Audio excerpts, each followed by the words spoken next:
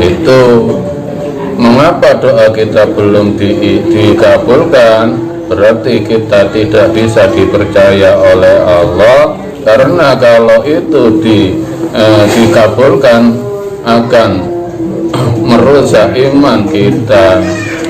Jadi soal doa itu dikabulkan nggak dikabulkan itu kembalikan pada diri kita lagi. Mengapa kita? Makanya dalam hidup ini kita memang harus berdoa. Itu termasuk perilaku.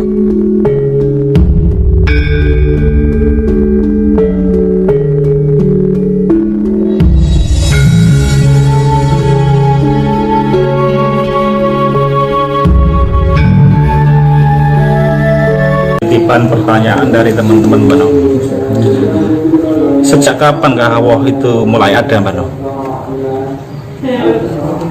Sejak kapan Allah itu ada? Ya tanya kembali ke diri Anda. Yang pasti sekarang itu hidupmu, di hatimu ada niat ke Allah apa enggak? Untuk apa kita menanyakan sejak kapan Allah ada? Kalau memang tanya sejak kapan Allah itu ada, ya sejak kamu melangkah menuju iman. Kalau manusia itu tidak pernah ada niat ke Allah, ya selamanya Allah nggak ada. Jadi adanya Allah itu sejak kita mau menuju Allah.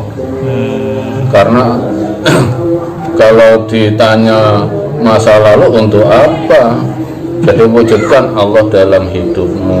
Itu baru Allah itu ada dalam hidupmu sejak kapan. Itu baru tahu ya Bano ya. Iya. Kalau hidupnya nggak pernah ada niat ke Allah sampai kapanpun ya nggak tahu mulai kapan Allah itu ada.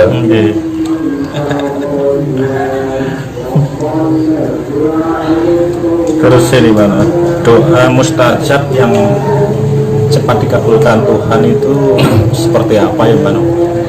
Doa yang mustajab yang cepat dikabulkan Tuhan itu doa yang kalau kita sudah benar-benar mempercayakan hidup kita ke Allah.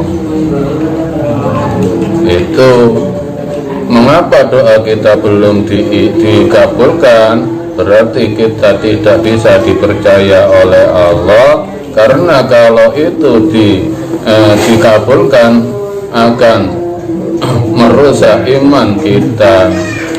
Jadi soal doa itu dikabulkan nggak dikabulkan itu kembalikan pada diri kita lagi.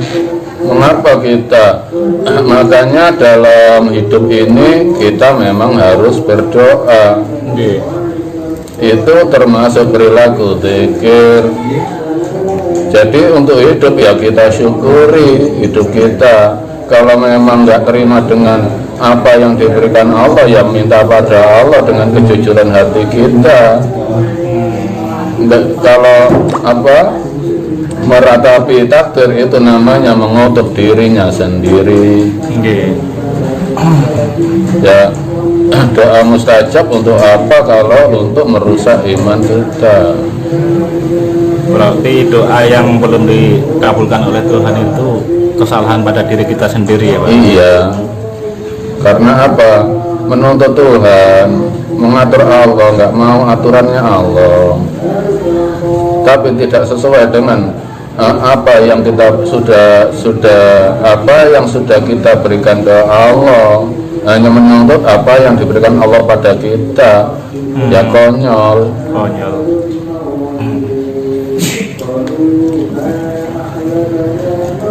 Terus ini Bano, perbedaan dari surganya Nabi Adam dengan surga akhirat itu di mana Bano?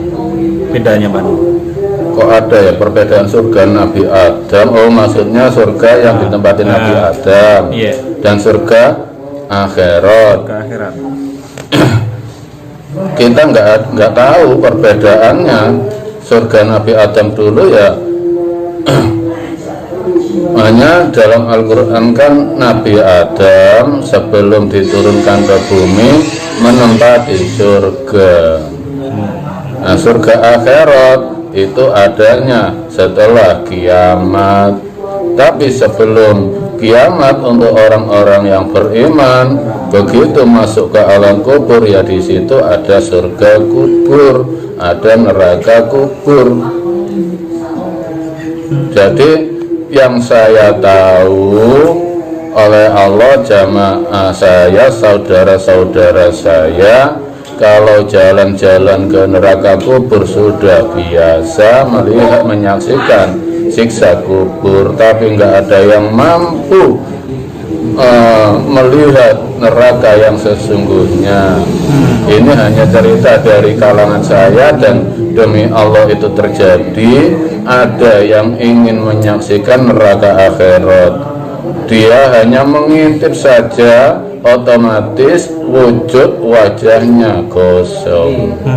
Itu sudah terbukti. Jadi penderitaan siksa dari kubur itu nggak ada apa-apanya dengan siksa akhirat setelah kiamat. Itu yang saya tahu, karena sudah merasakannya bagaimana panasnya neraka setelah kiamat. Berarti neraka itu benar-benar ada nanti ya? Ada. Kalau ingin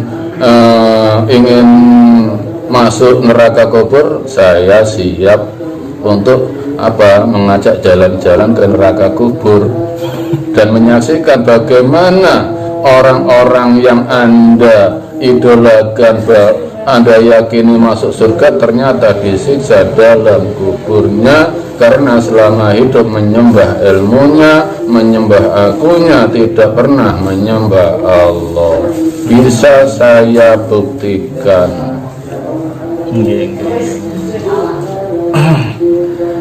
Terus rahasia agar bisa mati tersenyum itu harus seperti apa, Mbak No?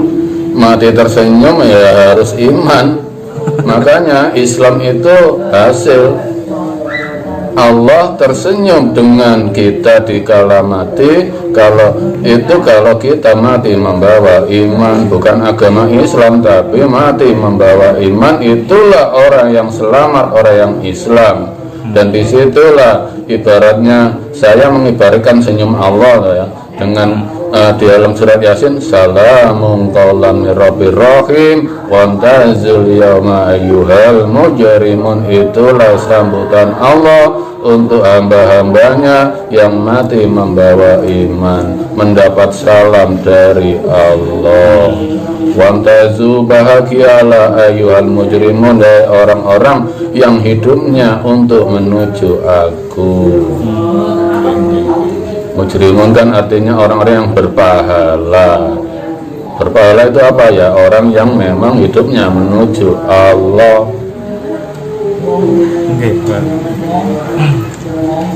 Terus pertanyaan terakhir, Mbak No, benarkah Nabi Isa nanti akan turun ke bumi perang dengan Dajjal, Mbak No?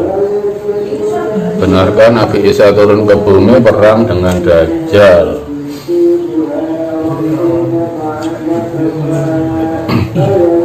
Kalau saya itu kurang mempercayainya, karena itu belum terjadi dan masih ramalan. Kalau saya kembalikan ke kehidupan saat ini. Jadi keluarnya untanya Nabi Soleh, keluarnya Dajjal, turunnya Nabi Isa, itu semua dengan jujur hati saya nggak menyalahkan dan tidak berani menerangkannya, karena saya tidak tahu jawabannya. Jadi yang saya nggak tahu ya nggak tahu, jujur aja.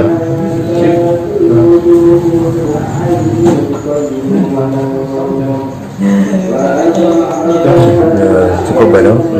Terima kasih atas apa yang disampaikan pada kesempatan kali ini. Mudah-mudahan apa yang disampaikan Bano